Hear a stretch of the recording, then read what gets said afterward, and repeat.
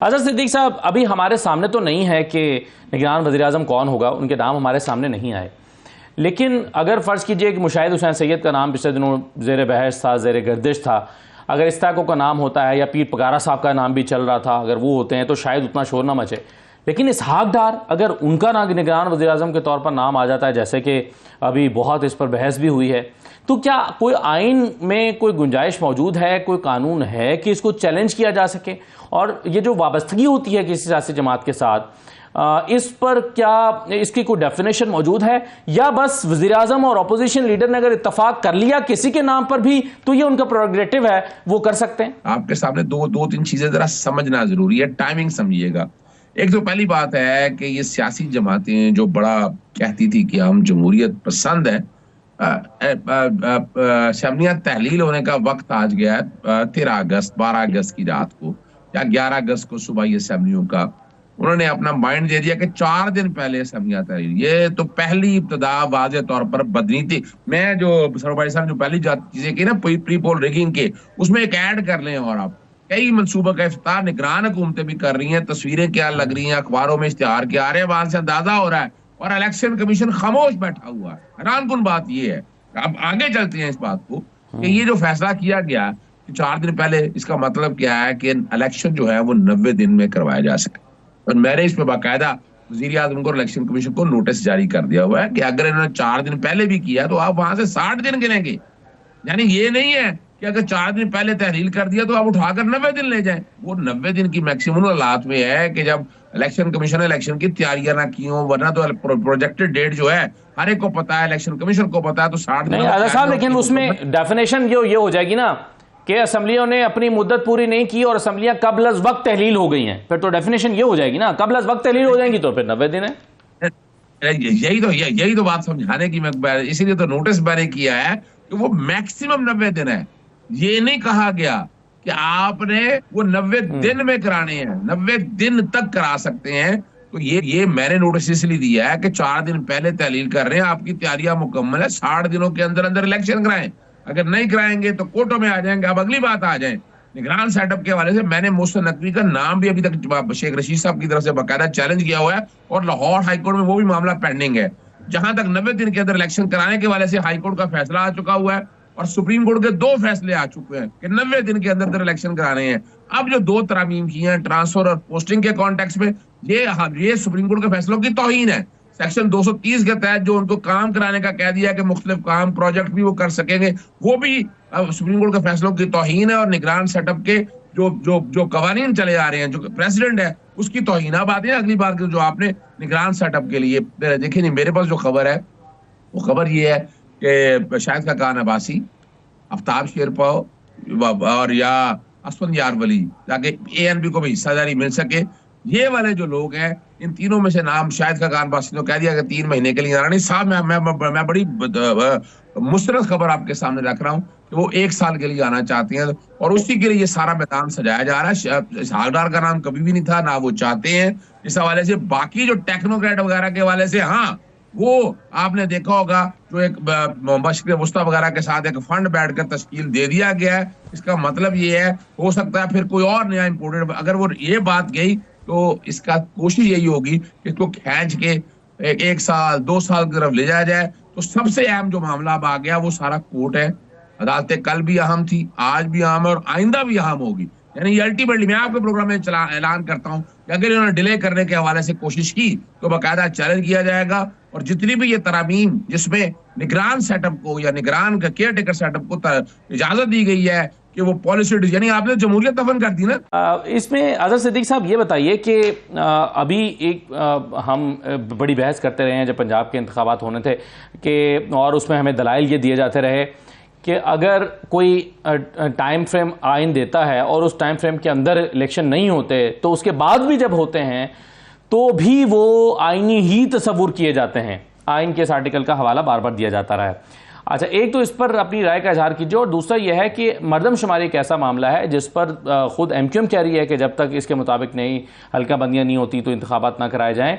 तो इस पर अगर वाकई नोटिफाई हो जाता है और उसके मुताबिक फिर नई हल्का बंदियाँ होती हैं तो 4 महीने तो फिर इलेक्शन कमीशन को इन एनी केस चाहिए होंगे, तो फिर इलेक्शन कैसे वक्त पर हो पाएंगे?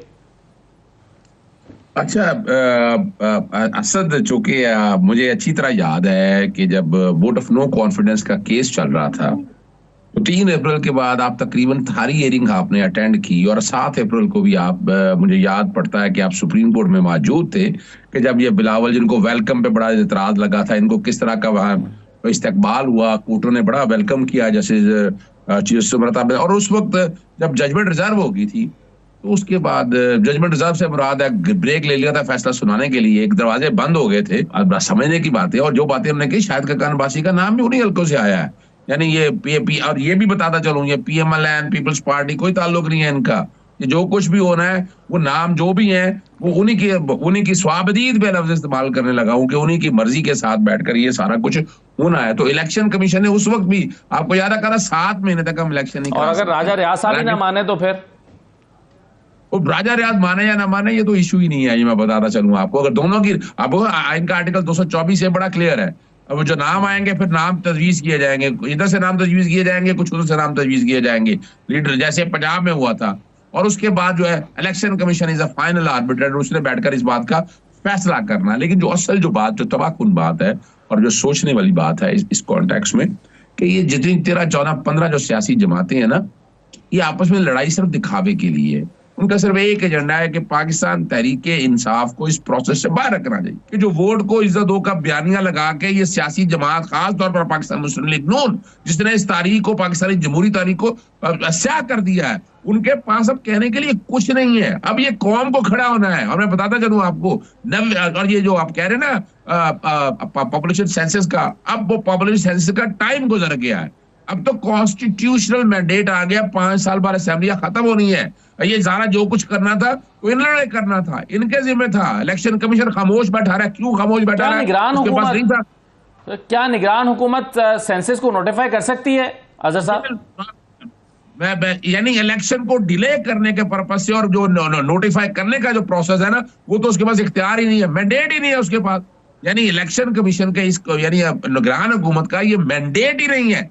उसने सिर्फ इलेक्शन कराने, जजमेंट, और कमाल की बात है, जिसमें आपको पता है, ख्वाजा आसफ पाकिस्तान मुस्लिम लीग नून ने ली थी, तो उन्होंने कहा था कि निगरान सेटअप का ये पैरामीटर है, ये होना चाहिए, और वो बाकायदा रिकॉर्ड के ऊपर है, जहां ट्रांसफर, पोस्टिंग, एक एक चीज का प्रिंसिपल तय हो चुका है। आप तरमीम भी कर ले, वो तरमीमें चैलेंज होंगी, वो एक अलग बात है। ऐसा लगता है कि अगला जो इलेक्शन है वो 2 चीज़ों पर लड़ा जाएगा, एक तो महंगाई पर, और दूसरा जो मौजूदा हुकूमत है इसकी 15 साल कारकर्दगी पर। और कारकर्दगी में ज़ाहिर है महंगाई भी शामिल है, लेकिन तहरीक इंसाफ ये गौर कर रही है, बल्कि फ़ैसला कर चुकी है कि वो राइट टू इंफॉर्मेशन एक्ट के तहत मुख्तलिफ शोबों की मालूमात हासिल करेंगे, और फिर उस पर वाइट पेपर जारी करके इस हुकूमत के ख़िलाफ़ जहाँ जहाँ पर अगर ऐसी डिस्क्रिपेंसीज मौजूद हैं, जहाँ पर करप्शन हुई है, उसको बेनकाब किया जाएगा और उसको इलेक्शन का एक नारा बनाया जाएगा।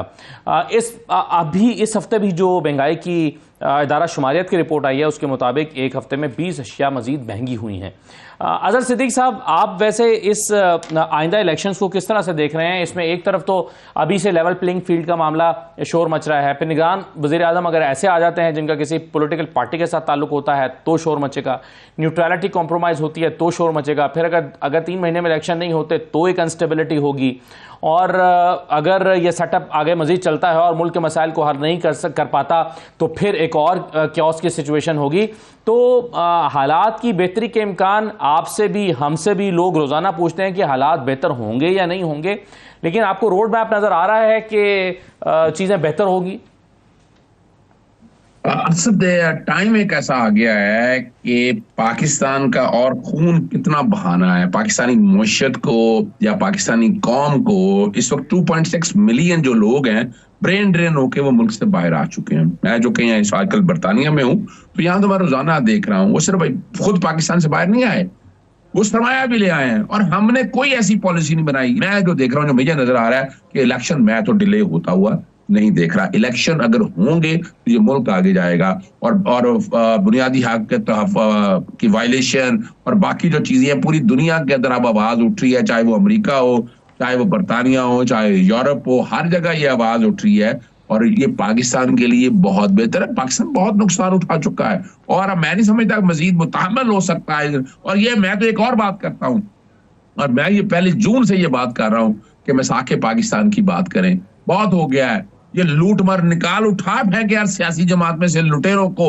और पाकिस्तान को आगे ले जाने चाहते हैं ना। लूट बड़ा पैसा इकट्ठा कर लिया इन्होंने।